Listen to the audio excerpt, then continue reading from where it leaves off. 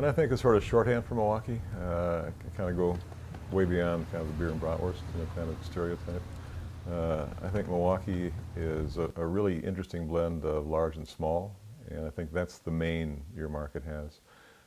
We have the resources, the amenities of a big city, the problems of a big city as well, ranging from this global diversity to great festivals and restaurants, sort of a high culture here. At the same time, this is described it as kind of a hometown metropolis.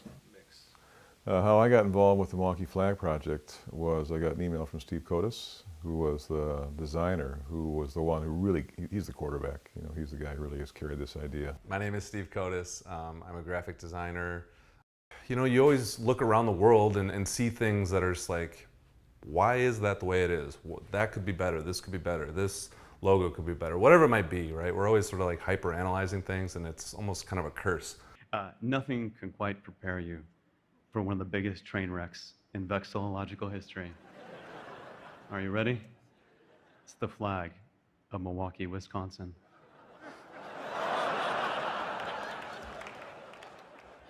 I think most of its life, the flag has been sort of criticized. I mean, it's distinctive.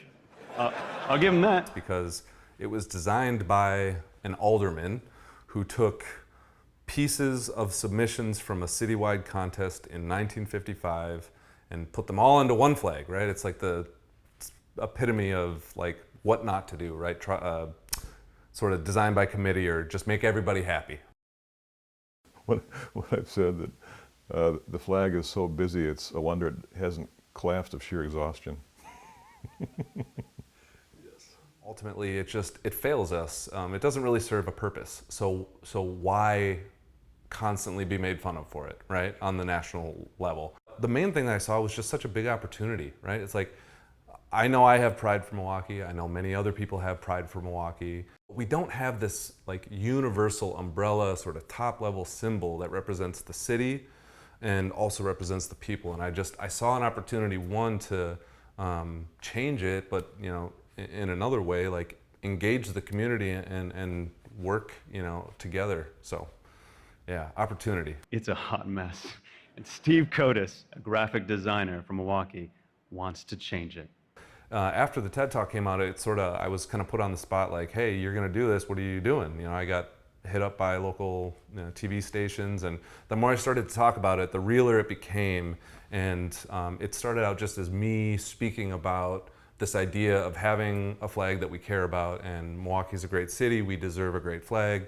We took it to the next level and unveiled a more legitimate process. We started by laying all 1,006 on the floor of Hanson Dodge.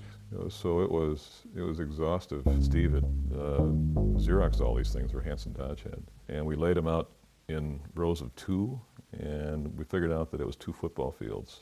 Every judge, all 5 of us, were able to pick any design to start, any design we felt should move on to the next round.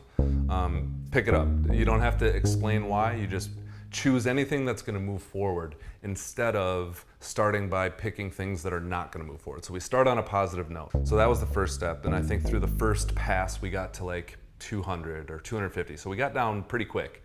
From there, we started to notice some themes and bracketed those designs like with here's all the gears, here's all the rivers, here's all the lakefronts. And from there, we picked sort of the most effective. The 5 finalists were all chosen specifically because of those reasons. Legibility from a distance, well-contrasted colors, effective symbolism, the colors, the shapes, they came together to symbolize something and were in a composition that was attractive. And yeah. And then we unveiled them at City Hall. Milwaukee could soon get a new symbol of pride. And there are now 5 final designs to choose from. 3 Rivers, the M Star, Golden Arrow, Cream City Star, and Sunrise over the Lake. But we asked the public to rate each finalist on a 0 to 10 scale for an average score out of 10. We have a winner this morning for the Milwaukee Flag Redesign Contest. Highest rated design goes to Mr. Robert Lenz. So for one, it's a clear scene. It makes a lot of sense for people.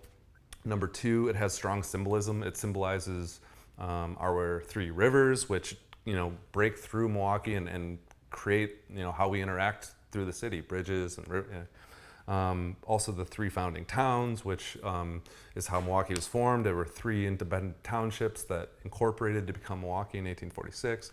Obviously our brewing history, the gold sky is our brewing history, the dark blue for Lake Michigan and our fresh water, and then white for peace.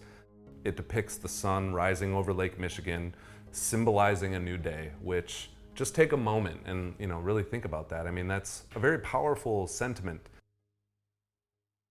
The flag design will be presented to the Milwaukee Common Council. An official vote has to be taken before any actual changes are made. So to this point, it was a contest. Yeah, it was like a little side. It's not really right. the flag yet. I mean, it could become the flag. It could be. We had discussions with the city early on. I met with a few aldermen, gave them the pitch at the top level. We believe Milwaukee's a great city and it deserves a great flag, and right, it's sort of easy to understand. But the general consensus was like, love your passion, love the idea. You want to lead it from the people up, do it, and then when the results come out, we'll see what happens. And I think to some extent, probably these city leaders didn't really think I was going to do anything. And moreover, I was very naive, but I pushed ahead, and it worked out. But so when we came to the discussion of official adoption, there was, I think maybe for some of these city leaders, they kind of wish they had more of a hand in it so they could get behind it, or they didn't really want to stick their neck out because it was sort of controversial. I'm a little mystified by the controversy. I understand kind of the hipster argument that we're sort of trashing this cool retro symbol. There is a staunch minority that is very vocal against the new flag and very, they've sort of doubled, tripled, quadrupled down on the old flag. Well, it's so bad that, I like it because it's bad. And, there were some stretches, I think, from a few aldermen that, what does white represent on the flag? And so it got sort of twisted that white was this color of unity and that was like a racial thing. And, it's so sad that something so positive for the city gets misconstrued and twisted by people that just, they've doubled down on not liking it, so they're gonna find any way. And I understand this, the world we live in, everyone's a cynic, like I get it, but it's just such a stretch. We went through an unconventional process. Well, hell, Milwaukee's an unconventional city. You can't argue with the results. And the result is that, after 2 years, it has all but eclipsed, it has just completely replaced the old flag. So, at this point, what do we really have to lose is my perspective, but I understand that I have a lot of bias. So, what I would say is, if it doesn't happen this year, so be it. It is what it is, but.